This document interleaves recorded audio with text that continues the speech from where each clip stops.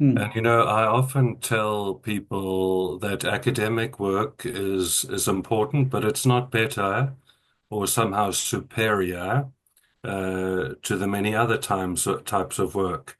And indeed, I would argue that academics, if you think of the metaphor of World War II, academics are the kind of backroom people trying to solve the Enigma code, whereas you're right in the front row.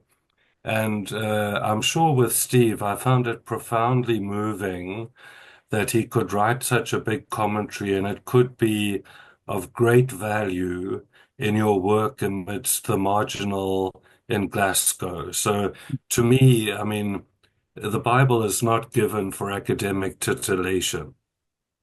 It's given to equip God's people and to allow us to hear what God is saying.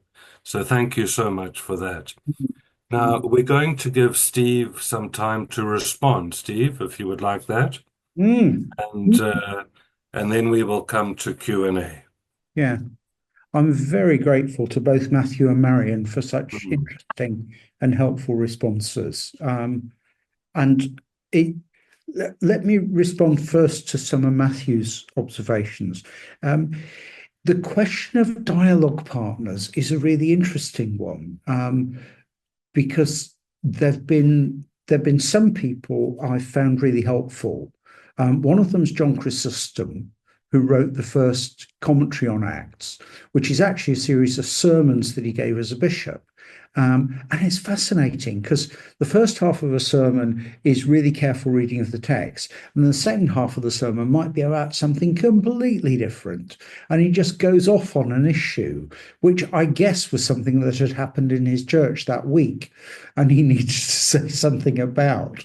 But he's got a really good nose for the text. So has the Venerable Bede, who's the other early commentator I've read. Um, so has John Calvin, who Marion mentioned that I'd cited, and so has the Cambridge preacher from the 17th century, 18th century, Charles Simeon, um, who published a set of sermons on the Book of Acts. He published a set of sermons on the whole New Testament, so he's extraordinary. The other dialogue partners have been my doctoral students. Um, Tony is a Palestinian Christian who I'm currently supervising, who's looking at the sharing of possessions in Acts. Fiona is a parish minister in Birmingham, and she was looking at the sharing of possessions in conversation with John's Gospel, with the common purse, and with the material in Paul about shared meals in First Corinthians, and the material in Thessalonians about how to handle wealth. Ben is a German who was a missionary in Peru and who was looking at how far mission in Acts is drawing people in and how far it's going out. Because the caricature, which Ben rightly criticizes, is that the Old Testament is about drawing people into the people of God and the New Testament is going out. So they have helped me a lot. Um, and the whole focus on God stemmed from a conversation I had at a conference in Durham some years ago. I sat in a seminar on Acts and realized there were seven of us in the room writing commentaries on Acts, which was a bit scary. And one of them was Beverly Gaventa, who's subsequently become a good friend, who's then teaching in Princeton. And she's published a cracking little commentary on Acts, which I frequently recommend to students. And she gave a paper in which she talked about God as the focus of Acts and God's actions as the focus of what's going on. And I talked to her afterwards and I said, "That's amazing. I've noticed that, and I thought I was the only one." Um, and subsequently, I've discovered there are a few others, but the affirmation of hearing a more established scholar, as she then was, talking about this was just such a help. So those sorts of conversations have been interesting.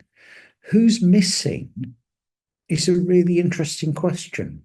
I I have found myself looking for conversation partners dotted around the world, and honestly found relatively few. And because people like Willie James Jennings' commentary, who's writing as a black scholar in the US, I haven't actually found that helpful because I'm interested in what the text says, whereas Jennings is interested in what the text implies for what we do today. And that's his focus. So the questions he asks of the text are how does this help us today?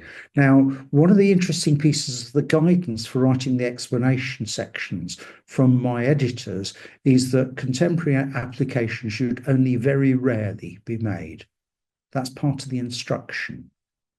So I was thrilled to bits to hear from Marion how helpful she's found the commentary for doing a Gerald West type contextual Bible study among people who are homeless, people who are immigrants, people who are in tremendous physical need on a lot of the time. Like Craig, I found what Marion had to say really, really moving and helpful, because I was writing the commentary, and particularly the comment in the explanation section, with people doing pastoral ministry in mind, and not wanting to just write at a level that's kind of far too academic and abstract, but to help them see what's there in the text so that they can then make the connection to their context. And I think that's why the editors give the guidance they do about not making contemporary application. Because if I make contemporary application to the church context where I'm currently in Loughborough, that would be completely different to what you'd need in inner city London or inner city Glasgow. That's the weakness. So I'm trying to provide a resource book that can enable people then to think through and make those connections for themselves. And I'm delighted that Marion has found that works. She's helped me see some things that I do that I hadn't realized I do, which is wonderful. I had not realized that my focus in the life of the early community was on shared values. But now that she says it, I can see that that's what I'm doing, because in the second volume, when I deal with Acts 11, 28 to 30, where the church in Syrian Antioch are told by the prophet Agabus that there's going to be a famine in Judea, they decide to do church-to-church aid and send a gift with Paul and Barnabas to Jerusalem and to Judea and the original churches there. And I'm quite sure that's an expression of the same set of values as the early church is sharing in Acts 2, but the way it looks is different for a different context. In Acts 2 and Acts 4, it's about people sharing their goods because you've got a community that's suddenly sprung up out of nowhere.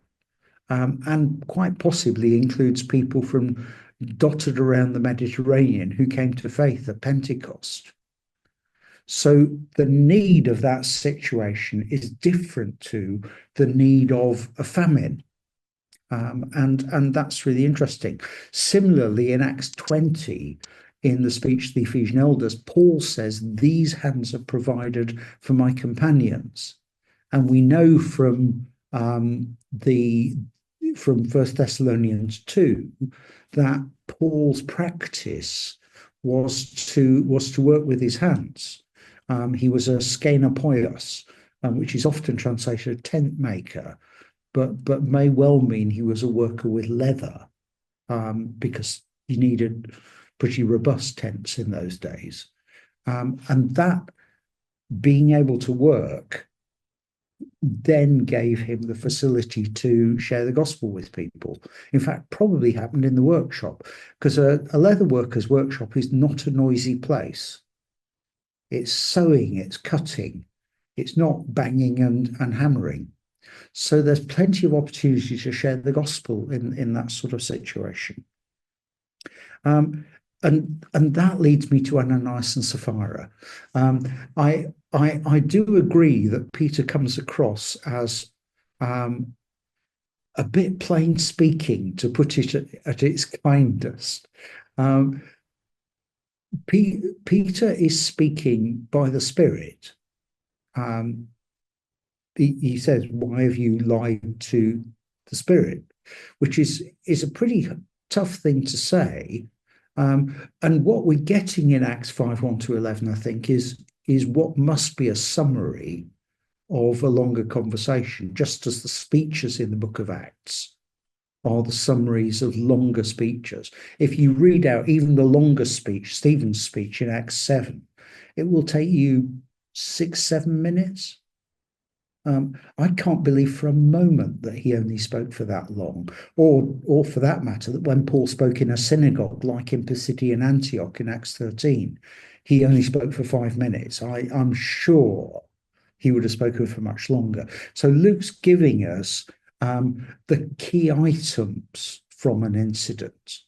And that, I think, necessarily means you get lots of detail missed out. Now, of course, we don't know if Peter's approach to Ananias at first was to say, this gift you've given us, it's lovely, Ananias. What a nice man you are. Thank you for doing that.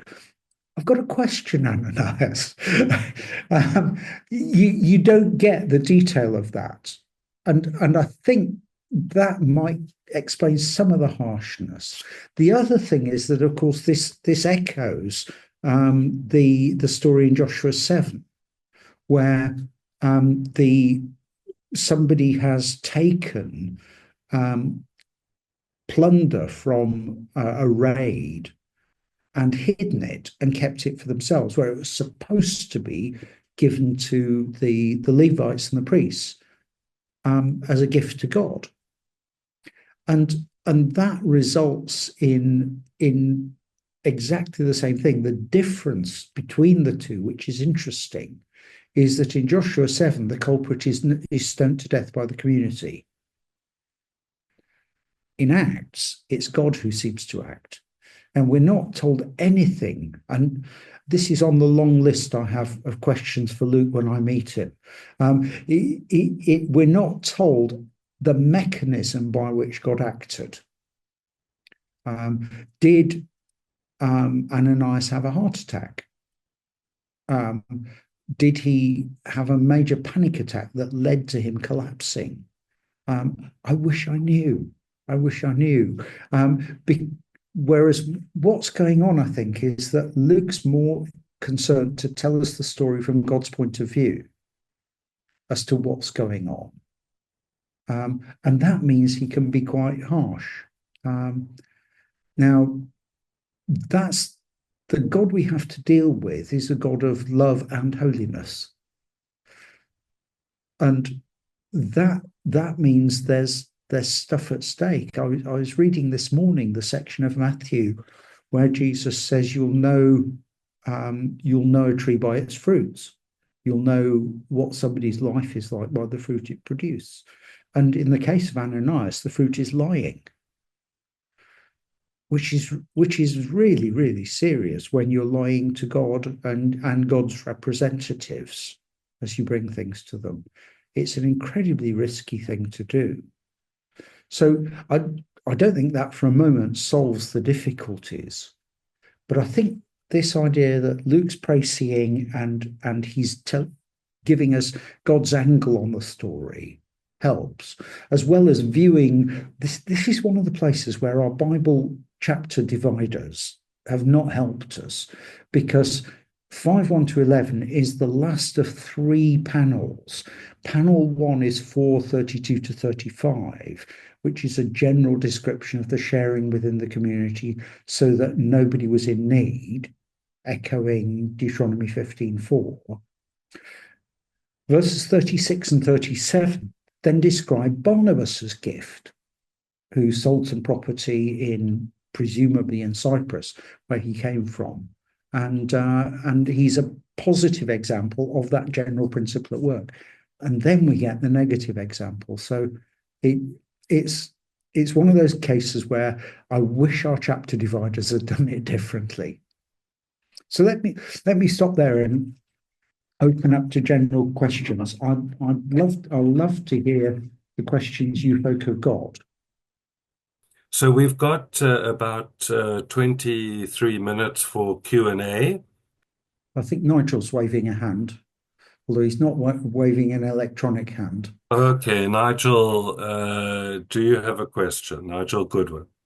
It's not so much a question as I want to say, Steve, thank you for your humanity. It's not always the content of what is said, it's the manner in which it is carried, wrapped, said, offered. Thank you for the theatre in you. Thank you for the way you use your hands, that we see your hands. I really mean this. Though the room behind you is lacking in pictures and aesthetics of any kind, you personally are not sterile. You are full of aesthetic gifting. And when the head and the heart are working from the gut for the glory of God, you have the Greek and the Hebrew together working. And that's what I see in you. I'd like you to change your T-shirt from "that's what I do" to "that's what I be." Because if we could get the verb to be, there's more to be read. I read. Oh, there is a picture. There you see, I knew it was there because it's coming from inside you. I read, what does that say? What's it say? And I know things. Yes. Which just describes what I do as a professor, really. So the child in you is not yet a boring adult. No, there is wonder. There is wow. And the book of Acts is full of wow. The unfolding story, as we travel in a boat on a rocky sea. And when we do our theology, let's see all of that as well. When Marion said something about not doing church, no, please, let's be church. Let's become church. We're on a journey. We're on a boat. We're traveling. I have been saved. I am being saved. I will be saved. We're all somewhere on this sea, this adventure, this journey together. But I do want us to put being in front of doing as a verb, because then we will produce more rich, more deep, more wondrous, more of the Greek head, more of the Hebrew belly. And of course, the book of Acts is a mixture of the Greek head and the Hebrew belly for the glory of God.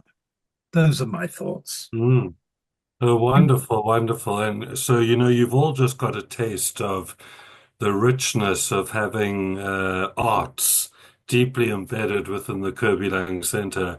So thank you, Nigel. And Jordan is going to ask a question. But Jordan, I hope we got on video Steve's T-shirt or his jumper, My church happens to be studying the book of Acts this year. And it occurred to me looking at that verse at the beginning that Matthew mentioned about, is this the time to restore Israel? That the book is normally taken to be the move of the gospel from Jerusalem to Judea to the ends of the earth, Samaria and the ends of the earth. But I wondered, given that it ends with Paul in Jerusalem, albeit a prisoner, announcing the transition of the gospel from the Jews to the Gentiles, is there perhaps, in your opinion, anything imperial about what's going on in Acts? Is it about, because the expectation of Israel being restored would have meant the Romans being cast out? Is the gospel invading Rome in some sort of imperial sense, do you think? Is it about the kingdom being restored to Israel in a strange way? Yes and no. Yes, in the sense that the, the the gospel is going to take over the Roman Empire, and it takes 300 years or so to do that. But the growth of the community and the language they use, in 1707, one of the really interesting phrases you get about Paul's ministry in Thessalonica is that people are upset because he's announcing another king, Jesus. Now, that's really interesting because, of course, the king who's the first king is Caesar. He's the one who's being downgraded. And you get language of Jesus as Lord, Jesus as Savior, which is imperial language. Now, it's not that Jesus is replacing Caesar as the ruler of the world. It's saying Jesus is the ruler of the world, and Caesar's place is underneath Jesus' rule. So I don't think Acts itself is anti-Rome. It's anti the way Rome behaves. And for instance, Paul is perfectly prepared when he's imprisoned in Caesarea in the later chapters to speak about justice, righteousness, and so on to the governor who's imprisoning him. So he's perfectly prepared to challenge the way Rome behaves, because at that point, Rome isn't actually living up to its own ideals. And it's certainly not living up to honesty or truth. So at that point, there's challenge. Now, in other places, like in Corinth in Acts 18, there's this really interesting sequence of things that happens. The Jewish people of Corinth are fed up of Paul because some of their people have become believers, and he's now got this community of believers meeting next door to the synagogue, which is not the kind of thing you really want. And Paul's hauled before Gallio, the proconsul, the one who rules this area. And Paul is about to speak, but doesn't actually get to speak. Gallio makes a ruling and says, look, you guys, if this was about a matter of Roman law, then I'd do something about it. But it's a matter of your own debates and law and stuff like that. So forget it. Now, I'm paraphrasing just very slightly, but he's not interested in listening to what they have to say about that. And God uses Gallio to protect Paul at this point. And God has also given Paul a vision in which the Lord says, you'll be fine. Nobody in this city will attack you to harm you. It doesn't say nobody will attack you. He says nobody will attack you to harm you. Really interesting phrasing. So there are places where Rome acts properly, Gallio. There are places where Rome acts unjustly, the imprisonment in Caesarea. And Paul, as a speaker, is prepared to take them on if they're acting improperly. So he's prepared to do that sort of thing. But at other times, he's prepared to take the suffering that goes with it. In Philippi, Paul and Silas end up in the inner prison, having been beaten. And it's only the next day when he then says to the lictors, the guys who do the beating, when they show up to say, the magistrates have said you can go. And Paul says, do you think they knew that we're Roman citizens? And of course, it's improper to beat a Roman citizen without trial. You could do it to anybody else. And if you want testimony from a slave, then you can only accept testimony that's been extracted under torture in Roman law. Because otherwise the slave will just say what the master wants them to say. Whereas here, Paul then takes them on, and they come very, very apologetic to the prison and say, we're really sorry, please will you go away quietly? And Paul does go away after meeting up with the group of believers.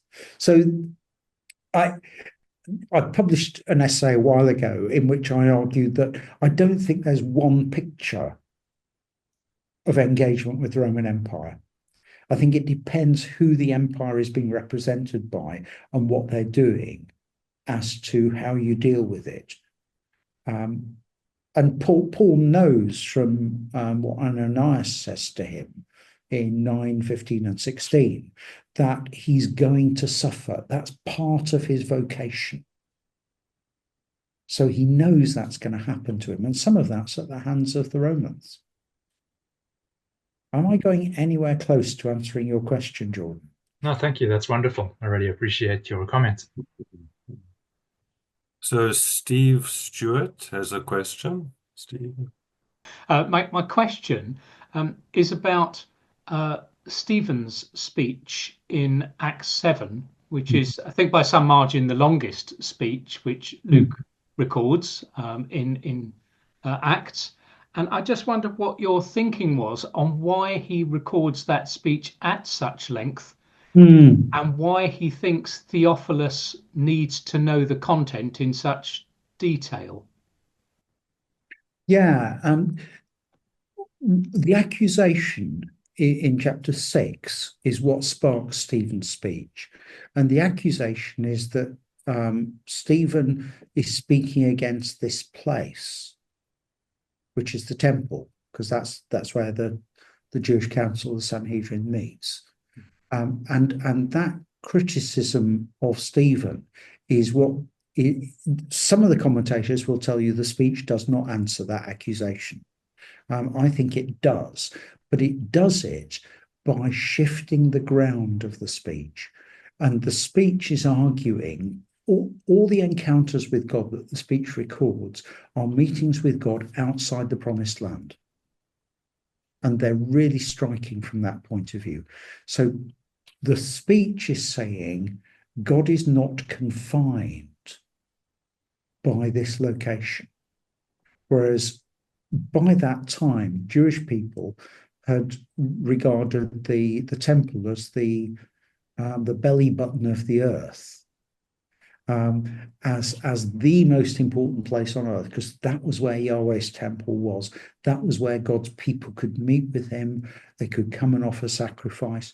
And the three great Jewish pilgrim feasts brought them there. And any Jew was committed to being there as often as they could for the pilgrim feasts. And Jerusalem just swelled during those pilgrim feasts with travelers from all over Palestine and all over the diaspora from around the Mediterranean basin where Jewish people lived. So the speech is saying God is not confined. God is at work outside the confines that Jewish people are now assuming are there. That's why, incidentally, I think the tearing of the temple curtain in Luke, at least, is to be understood not as opening the way for people to go in, which is how Hebrews reads it, but as opening the way to show that God isn't there. God's departed, and God meets people dotted all over the empire in weird places, in a prison in Philippi at midnight, in all kinds of places like that. So the speech, I think, comes at a hinge point, because what's going to happen next in chapter 8 is that Philip is going to go to Samaria, to these half-breeds who the Jews despise. Then he's going to meet the Ethiopian eunuch. Then Saul of Tarsus is going to become a believer in chapter 9.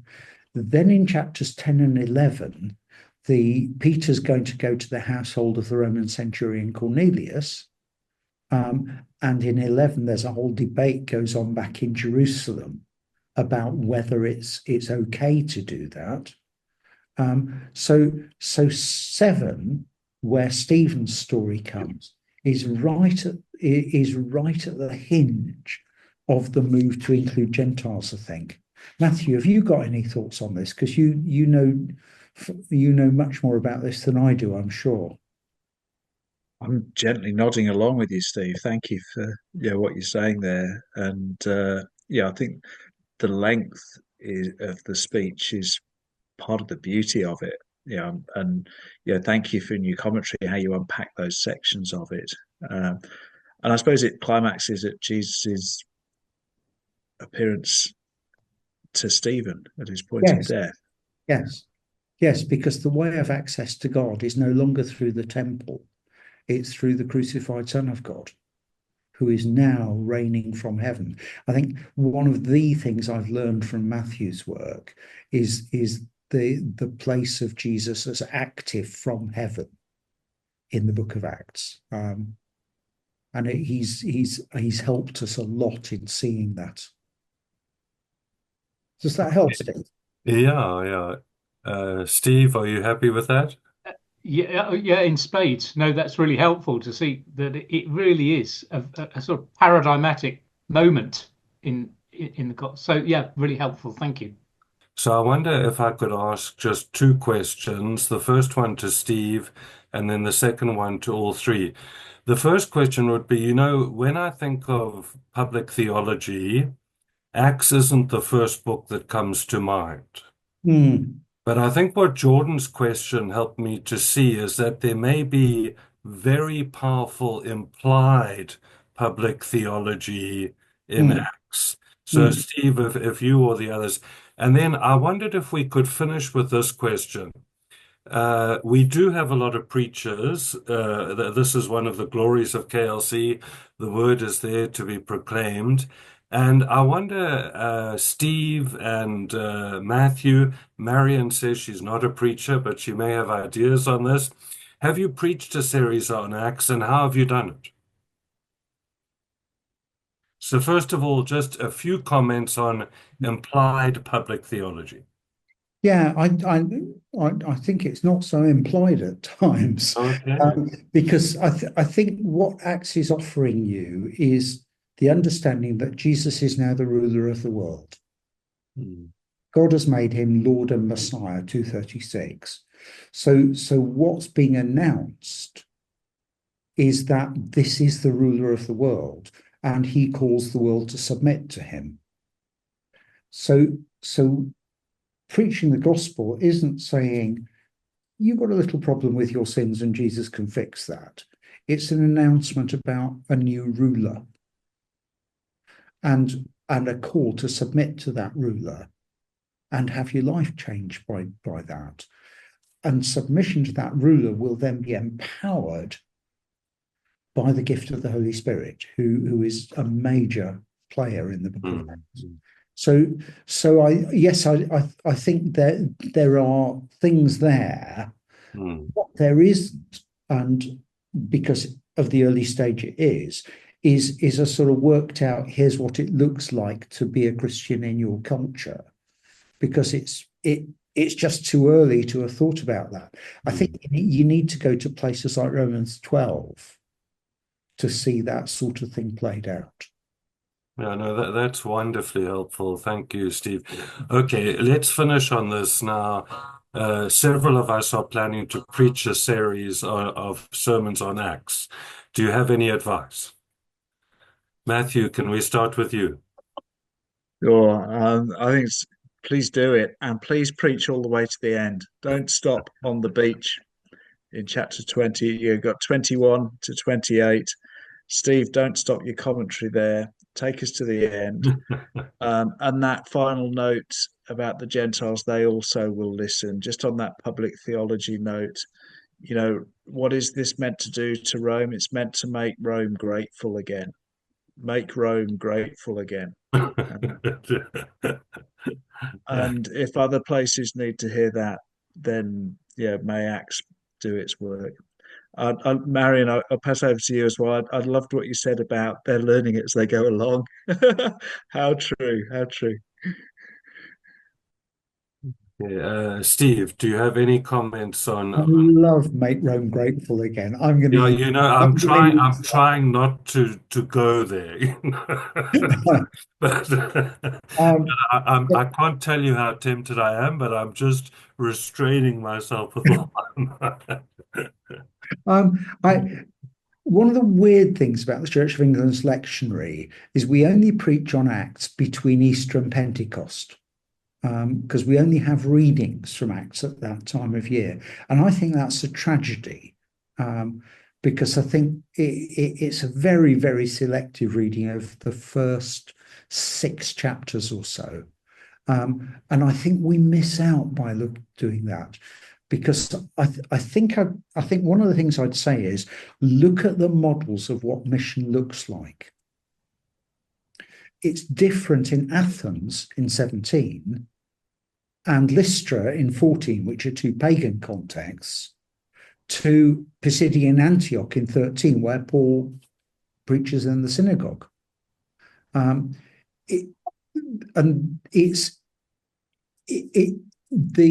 nature of the mission is also interesting, because we get the hint in Lystra, which is in southern Galatia, that there's remarkable things happen because Paul is involved in this man being healed.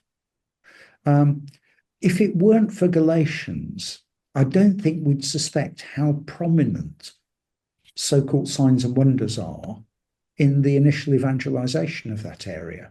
Because Galatians, in Galatians 3, talks to us about how remarkable the signs and wonders that went on were as Paul portrayed Jesus crucified. And implies that they're still going on, because he says, do these things happen because you trusted God, Christ, or because you kept the law? And the answer's obvious. But I think those things are just really interesting. So lifting people's eyes to God and what God can and does do, I think is a significant thing to look for in Acts. I think it's easy to beat a congregation up and say we jolly well ought to be doing the stuff they did, whereas I think we need to talk about God when we preach on Acts. Beautiful, beautiful. Marion, I think you should have the final word on how we should preach Acts. Well, I would never advise anyone on how to preach. I agree with Steve. I think it's all about what God is doing, actually, and our part in that story. That's the way I would look on it. Definitely. But for myself, I'll stick to the Bible study and enabling my folk to think about it themselves. Yeah. Yeah, which is so beautiful. So, well, I think we could continue to discuss for hours, but our time is up. And, I think it's Martin Lloyd-Jones who says in his book on preaching and preachers that what he looks for in sermons is preaching that ushers them into the presence of God. Mm. And I'm very, very grateful. Steve is really, such is the state of biblical studies, especially Old Testament studies, that often the first person to be excluded is God, which is a terrible irony. And here Steve has, brought us to Acts where God is at the center, where, this is the beginning of what Christ is doing. And of course, Christ is King. And we are an extension of the book of Acts. So there's a wonderful way in which this is our story. And we are living out successive chapters and portions of the story. So Steve, thank you for stimulating us with your years of work. And we look forward to volumes 2 and 3. And I wish all of you God's blessing for the rest of your day. And we're so grateful that at the Kirby Lang Center to be able to host this event. So thank you very much, and God bless.